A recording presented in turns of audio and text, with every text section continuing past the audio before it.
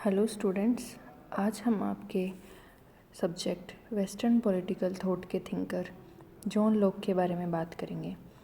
इससे पहले हमने जॉन लॉक की संक्षिप्त जीवनी देखी थी, उनकी प्रमुख कृतियाँ देखी थी, उनके मानव स्वभाव के बारे में विचार देखे थे और उनका सामाजिक समझौता सिद्धांत देखा था। इससे पहले हमने देखा था कि मानव स्वभाव के बारे में वे कहते हैं कि मानव में अच्छाइयाँ पाई जाती हैं, वह सहयोगी होता है, परोपकार, दया की भावना होती है।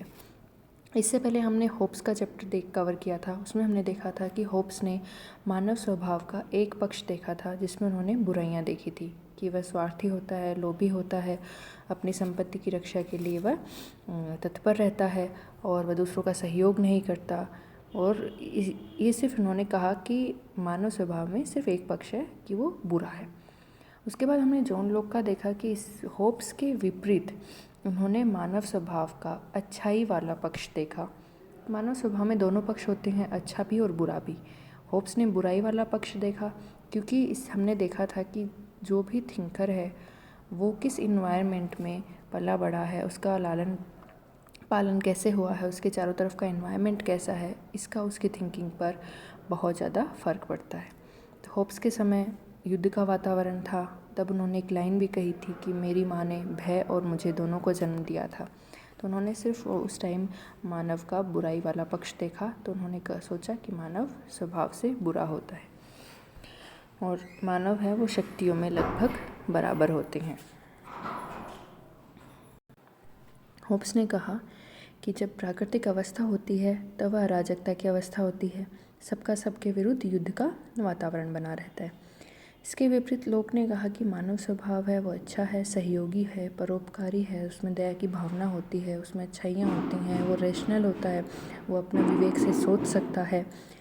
तो ये लोक और होब्स के मानव स्वभाव के बीच बारे में डिफरेंस था।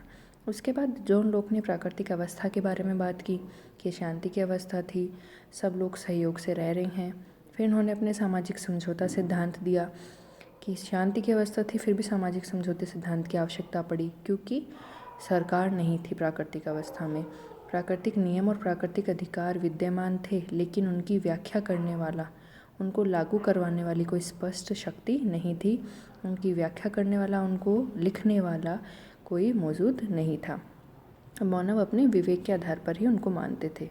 इसलिए उन्होंने कहा कि प्राकृतिक अवस्था से निकलकर एक सामाजिक समझौता किया गया जिसके आधार पर राज्य व सरकार की स्थापना की गई और इस सामाजिक समझौते से राज्य का उदय हुआ। तो अब देखेंगे कि लोक ने राज्य, सरकार तथा क्रांति के बारे में अपने क्या विचार दिए हैं। लोक ने सामाजिक समझौते के आधार पर एक सीमित सत्ता वाले संवैधानिक राज्य की स्थापना की बात की है। उसके अनुसार राज्य व्यक्ति के लिए है, व्यक्ति राज्य के लिए नहीं। इसका क्या मतलब है कि राज्य व्यक्ति के लिए है, व्यक्ति है वो राज्य के लिए नहीं। जैसे होब्स ने व्यक्ति को पूरी तरह राज्य या फिर जो शासक है उसके अधीन कर दिया था। ठीक है, व्यक्ति हर बात मानेगा, वह तभी विद्रोह कर पाएगा जब उसकी जान की रक्षा की बात आएगी। लेकिन लोक ने क्या कहा कि व्यक्ति राज्य के लिए नहीं है, राज्य व्यक्ति के लिए बनाया गया है। राज्य है वो व्यक्तियों की जो इच्छाएं हैं उनकी पूर्ति का एक साधन मात्र है। यानी इसमें ने राज्य को साधन बताया है और व्यक्ति को साध्य। जिस चीज़ को साधन बताया जाता है वो साध्य की प्राप्ति का एक सिर्फ मार्ग होता है कि राज्य है व्यक्तियों की इच्छाओं की पूर्ति करेगा, व्यक्तियों की रक्षा करेगा।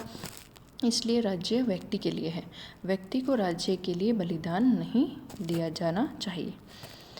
आदर्शवादियों की तरह वह राज्य को कोई रहस्यात्मक सत्ता नहीं मानता, बल्कि राज्य को व्यक्ति के जीवन, स्वतंत्रता और संपत्ति की सुरक्षा के लिए साधन मानता है।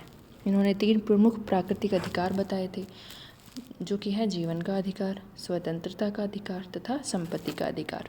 तो इन तीनों अधिकारों की सुरक्षा के लिए उन्होंने राज्य को एक साधन मात्र माना है। लोक का विचार है कि राज्य का आधार जन सहमति है और व्यक्ति उसकी आज्ञाओं का पालन भी इसी कारण करते हैं क्योंकि इसमें उनका हित है। और राज्य की सत्ता जनता की सहमति पर टिकी हुई है, यानी सत्ता है वो तब तक रहेगी जब तक जनता की सहमति है, यानी जनता उस सत्ता में अपना विश्वास दिखा रही है। लोक राज्य को सीमित शक्तियाँ प्रदान करता है होब्स की भांति असीमित और निरंकुश शक्तियाँ नहीं, अर्थात राज्य की शक्ति मनमाने कार्यों के लिए नहीं है बल्कि जनता का हित व कल्याण के लिए है। तो इन्होंने क्या कहा कि राज्य एक सीमित शक्ति वाला साधन है व्यक्ति की जीवन, स्वतंत्रता और संपत्ति की सुरक्षा के लिए। जब तक व्यक्ति की सहमति है तब तक राज्य बना हुआ है, और राज्य है वो अपने मनमाने कार्य नहीं कर सकता, बल्कि उसका लक्ष्य क्या है? जनता का हित व जनता का कल्याण। राज्य के संबंध में वह सीमित या संवैधानिक राज्य का प्रतिपादक है और विधि के शासन पर आधारित राज्य की बात करते हैं। शासक तथा शासित दोनों को विधियों का पालन या विधि अनुकूल कार्य करने की बात करते हुए उस पर प्राकृतिक कानून व प्राकृतिक विधियों की सीमा आरोपित करते हैं। यानी इन्होंने ये क्या कहा कि शासक है वो निरंकुश शक्तियों वाला नहीं है, उसके ऊपर जो प्राकृतिक नियम है, प्राकृतिक अधिकार हैं, उसकी सीमाएं हैं, यानी उनका उल्लंघन नहीं कर सकता। जैसे प्राकृतिक अधिकार कौन से? जीवन का, स्वतंत्रता का, संपत्ति का। तो ये व्यक्तियों से जीवन, स्वतंत्रता और संपत्ति का अधिकार नहीं छीन सकते, वो उसके अंदर रह के ही शासक अपने कार्य करेगा, यानी प्राकृतिक अधिकारों के विरुद्ध काम नहीं करेगा। तो इस तरह से इन्होंने सीमाएं लगा दी हैं, निरंकुश सत्ता नहीं बताई। अब सरकार के संबंध में इनके विचार देखते हैं। सरकार के संबंध में लोक की मान्यता है कि सरकार अपनी शक्ति समझौते के द्वारा नहीं बल्कि ट्रस्ट के माध्यम से प्राप्त करती है। व्यक्तियों ने समझौता किया तब तो राज्य का उदय हुआ, और सरकार है वो एक ट्रस्ट की तरह काम करती है। इसलिए उसने समाज और राज्य के संबंध को सूचित करने के लिए ट्रस्ट का प्रयोग किया और माना कि जनहित और जन कल्याण के उद्देश्य से स्थापित सरकार यदि ट्रस्ट की अवहेलना करती है तो उसे हटाया जा सकता है। ट्रस्ट मतलब एक तरह से अमानत। ट्रस्ट की स्थापना समाज द्वारा अपने हित के लिए की गई है, इसलिए सरकार का कर्तव्य है कि वह ट्रस्ट के अनुसार कार्य करे। इससे स्पष्ट है कि लोग होब्स द्वारा प्रतिपादित उस निरंकुश शासन के विरुद्ध था जिसका कि होब्स ने घोर समर्थन किया था। यानी इन्होंने क्या कहा कि ट्रस्ट, सरकार महज एक ट्रस्ट है जिसकी स्थापना समाज द्वारा अपने हित के लिए की गई है, इसलिए सरकार का कर्तव्य है कि वह ट्रस्ट के अनुसार कार्य करे।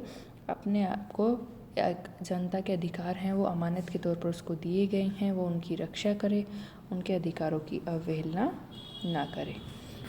इसके अतिरिक्त लोक सरकार के व्यवस्थापिका, कार्यपालिका तथा न्यायपालिका संबंधी कार्य बताता है तथा इन कार्यों की प्रकृति अलग अलग है, अतः इनका प्रयोग अलग अलग व्यक्तियों द्वारा किया जाना चाहिए।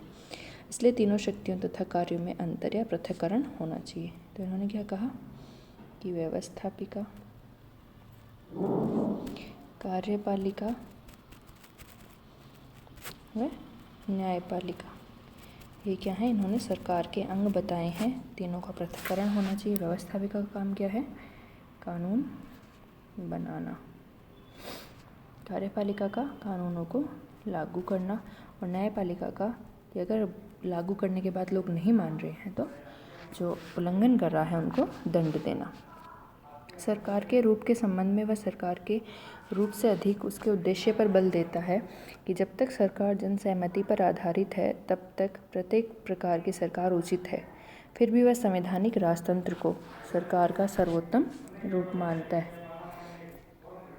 इस प्रकार लोक ने कहा कि भाई हर टाइप की सरकार उचित है जो सहमति पर टिकी हुई है, लेकिन फिर भी संवैधानिक राजतंत्र अगर है तो सत्ता का सर्वोत्तम रूप है। तो ये थे उनके सरकार के बारे में विचार। अब उनके देख लेते हैं क्रांति के बारे में क्या विचार थे। क्रांति का अधिकार या विद्रोह का अधिकार उन्होंने कैसे दिया? उन्होंने कहा कि राज्य का निर्माण लोकहित तथा जनता के विशेष उद्देश्यों की पूर्ति के लिए किया गया है, अतः राज्य के शासन की शक्ति सीमित है। ट्रस्टी के रूप में उसको शक्ति प्राप्त है, यानी राज्य सिर्फ एक ट्रस्टी है, व्यक्ति हैं वो अपने अमानत के तौर पर उनको अपने अधिकार देते हैं। व्यक्ति राज्य को सीमित अधिकार देकर अपने विरोध का अधिकार नहीं खोते। विरोध की शर्त इन्होंने क्या बताई? यदि व्यक्ति के जीवन, स्वतंत्रता तथा संपत्ति के अधिकारों के मौलिक उद्देश्य की पूर्ति राज्य ना कर सके अथवा अपने अधिकार क्षेत्र का उल्लंघन यानी मनमाना प्रयोग करने लगे अपनी शक्तियों का, तो ऐसी स्थिति में जनता को उसके विरुद्ध क्रांति या विद्रोह का अधिकार प्राप्त है। लेकिन इस विद्रोह की शर्त जनहित या जनता का समर्थन है, यानी विद्रोह में जनता का समर्थन प्राप्त होना चाहिए। एक व्यक्ति के विद्रोह से नहीं, जनता का समर्थन होना चाहिए, पूरी जनता का जनहित में वो विद्रोह होना चाहिए। कब कब? अगर सरकार है वो जीवन, स्वतंत्रता, संपत्ति के जो मौलिक अधिकार हैं उनकी उद्देश्यों की पूर्ति ना कर सके या फिर मनमाना अपनी शक्तियों का प्रयोग करने लग जाए, तो जनता के समर्थन से आप क्रांति कर सकते हो। उन्होंने कहा, जब तक जनता यह अनुभव करे कि व्यवस्थापिका और उसके अंतर्गत कार्यपालिका स्वेच्छाचारी या प्रतिकूल आचरण करे, तो जनता को उसे हटाने का या बदलने का अधिकार है। उनको ये लगे कि अब जनता है वो स्वेच्छाचारी हो गई है या संविधान के प्रतिकूल आचरण कर रही है, तो जनता उसे हटा सकती है या फिर बदल सकती है। चूँकि समाज का स्थान राज्य से ऊपर है, अतः सरकार के भंग होने या बदलने पर भी समाज ज्यों का तो बना रहता है। ठीक है। अब इसलिए इन्होंने क्रांति का अधिकार दिया है कि राज्य है उससे ऊपर है समाज। तो अगर सरकार भंग भी हो जाती है तो समाज है वो ज्यों का त्यों बना रहेगा, सरकार को बदल सकता है। तो इन्होंने क्रांति का अधिकार कब कब दिया है कि या तो अधिकारों की रक्षा करने में वो असमर्थ हो सरकार, या फिर वो मनमाना आचरण करने लगे। उन्होंने शर्त क्या रख दी कि बहुमत के द्वारा क्रांति हो जानी चाहिए, अल्पमत के द्वारा नहीं। यानी क्रांति को है वो बहुमत का सपोर्ट होना चाहिए, जनता का सपोर्ट होना चाहिए, तभी आप क्रांति कर सकते हो। क्रांति या विद्रोह के सिद्धांत के कारण उस पर आरोप लगाया जाता है कि उसने शासन का नहीं बल्कि क्रांति के सिद्धांत का प्रतिपादन किया है। इसका प्रतिपादन लोक ने 1688 के गौरवपूर्ण क्रांति को न्यायोचित सिद्ध करने के लिए किया है। तो ये थे लोक के राज्य संबंधी, सरकार संबंधी व क्रांति संबंधी उनके विचार। सबसे ऊपर उन्होंने समाज को रखा है, उन्होंने राज्य को सीमित अधिकार दिए हैं, ऐसे उन्होंने सरकार को सीमित अधिकार दिए हैं। अगर सरकार उल्लंघन करती है, व्यक्ति के अधिकारों के उद्देश्य की पूर्ति ना कर पाए, अपने अधिकार क्षेत्र का उल्लंघन करे, मनमाना आचरण करने लग जाए, संविधान के प्रतिकूल आचरण करने लग जाए, स्वेच्छाचारी हो जाए, तो फिर सरकार को बदल दो या हटा दो, लेकिन उसकी शर्त क्या है कि बहुमत का सपोर्ट होना चाहिए, अल्पमत द्वारा क्रांति नहीं होनी चाहिए। तो ये उन्होंने अपने विचार दिए थे।